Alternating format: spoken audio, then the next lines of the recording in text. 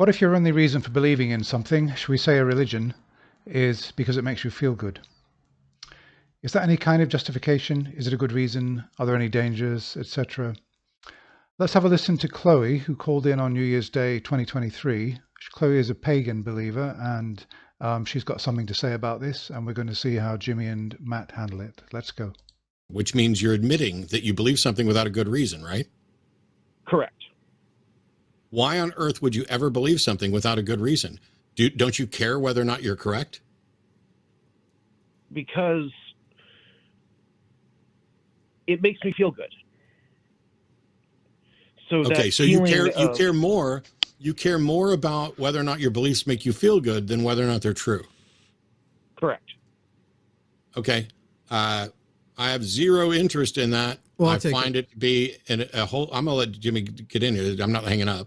I find it to be a not just irrational, but a dangerous and disgusting viewpoint on life to suggest that it's more important to like what you believe than for it to be true. What if you're crossing the street and there's a bus coming, but it's you feel better thinking there's not a bus coming? What do you think's going to happen then? You're going to get hit by a bus. I'm still a skeptic.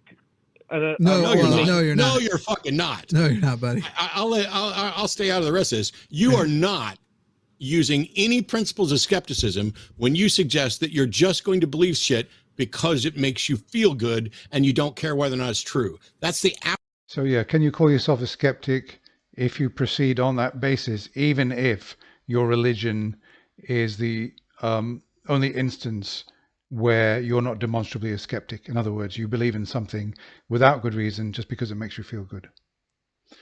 I don't really think so, especially that religion should be the one area where we should use the skeptical method virtually above all others, because it informs our worldview. It can be our worldview. Absolute antithetical view to what skepticism is. You're not fucking being a skeptic. Human beings. I'm sorry, what? Human beings worship. It's just something that we do. I don't. What do I worship? But as an emergent property. No, Chloe, what do I worship? I said in general. This is generalization. Right. Don't be in general. If we want to go with in general, do you know how many in general Homo sapien things we can say have happened over the last 100,000 years that it's good we as a society have turned our back on? And faith is definitely one of them. But Chloe, my question for you is, if you're saying you believe something, and I'm going to make some assumptions about the fact that you're polite and you're saying you're a pagan. I'm also going to guess that you're probably a rather progressive person. Am I right there? You'd consider yourself in the progressive wing of things? Yeah. Okay. My conversion experience actually has to do with my gender. Sure. Great. So. Okay. Then this will be the perfect one. How do I tell a person they are unreasonable to believe their religion based on faith, which instructs them to work actively against trans people, if they can only come back and say, well, that's my faith and it makes me feel good?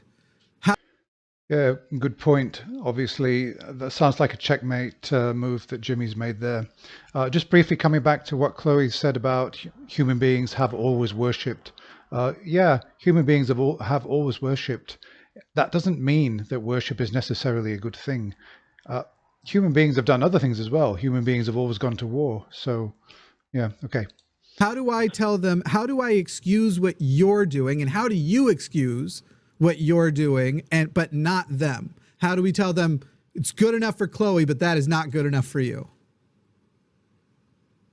It's a hard question. You're giving me a hypothetical that I really can't. Yeah, it's actually not a hard question. It's a question you don't want to, and I'm not calling you a liar. You don't want to answer honestly. You already know the answer, because the correct answer is I can't.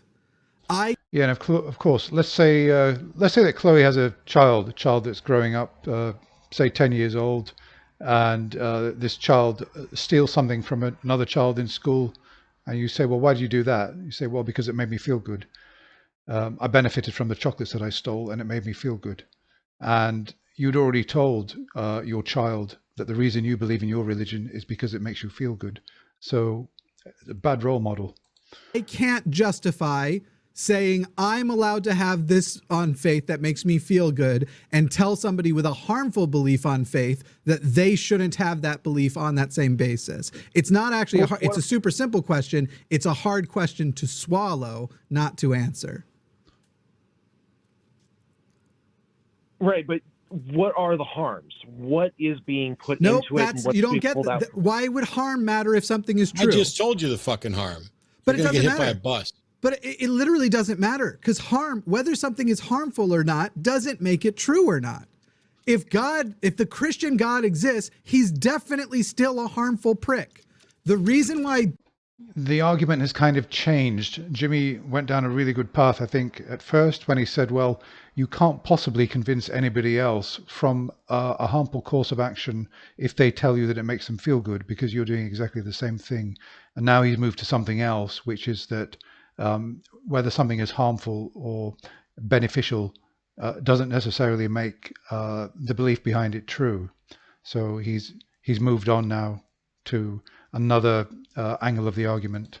the Christian God doesn't exist has nothing to do with the amount of harm that the Christian God does. So you don't get to go to somebody and say, mine's based on faith, but it's not harmful, so yours is wrong because it's also based on faith and is harmful, because harm is not a quality of untrue. Well, harm is something that we can measure in Right. terms of And, but is it a measure? Is measuring harm? Is something being harmful? Does that make it inherently untrue? But why does it need to be true if it makes me feel good?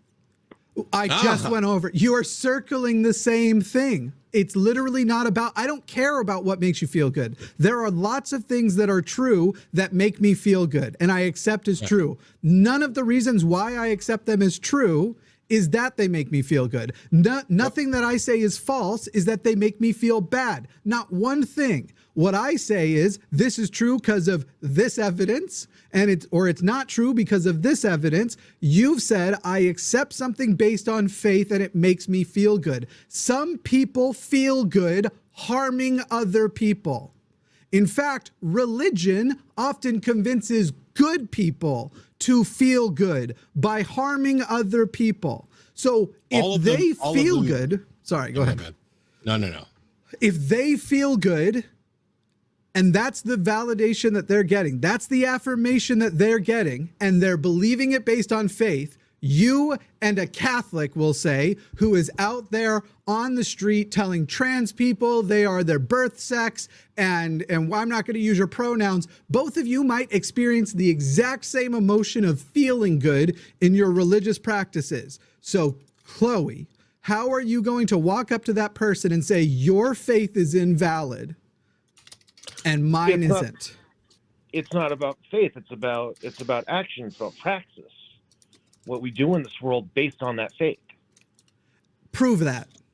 Compel somebody, because they think this person that I'm saying you walked up to, this Catholic, thinks based on their faith, one, they feel good, and two, if they can shove it down your throat and compel you to have the same faith as them, that you will now feel good, you'll now go to heaven, because you're literally describing your subjective establishments of what is good and what is bad, what's a good action, what's a bad action. Chemotherapy is a super harmful drug we give people to root out cancer. Shall we not? It's harmful. That's a tough action. You're poisoning people. It's worse than that. Chloe, was the 2020 election stolen?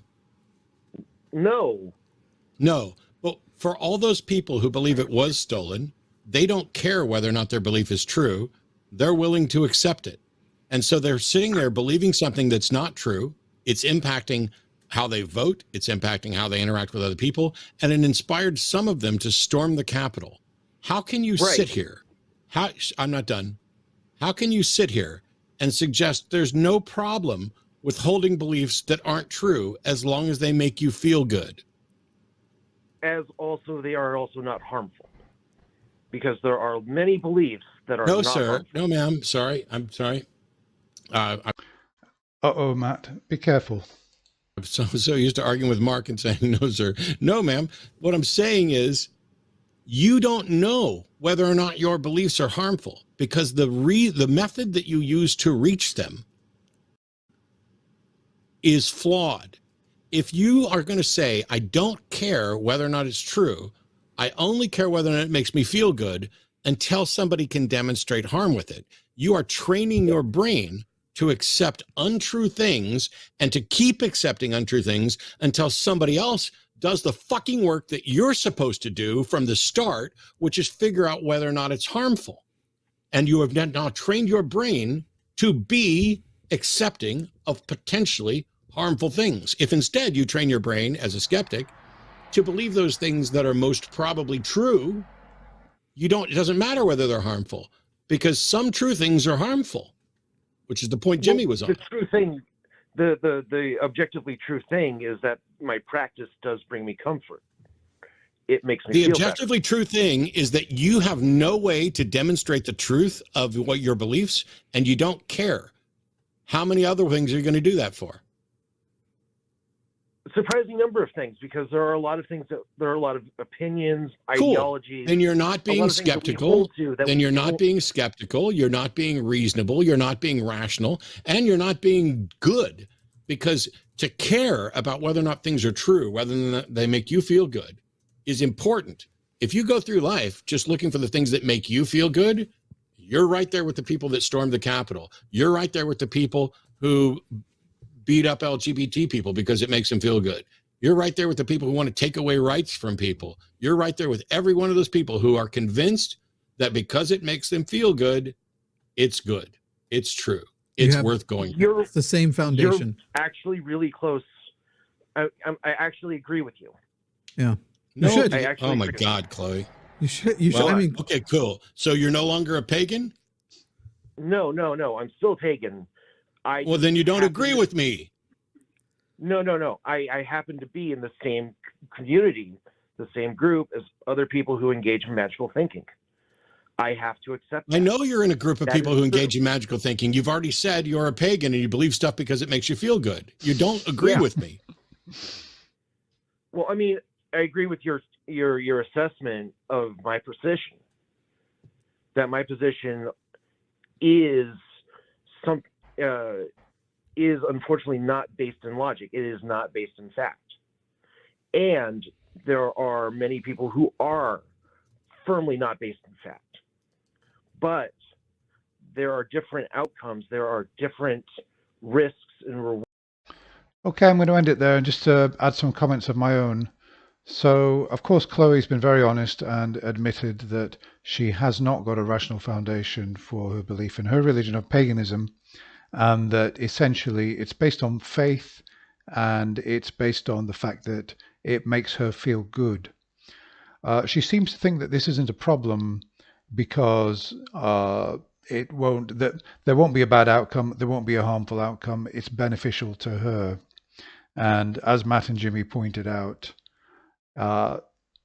it would be, from that position, impossible to argue with somebody that, for example, was attached to a religion like, say, fundamental Christianity, that was against trans people. Now, she's a trans person, obviously, and they might well hold that belief, and their justification could be that it makes them feel good.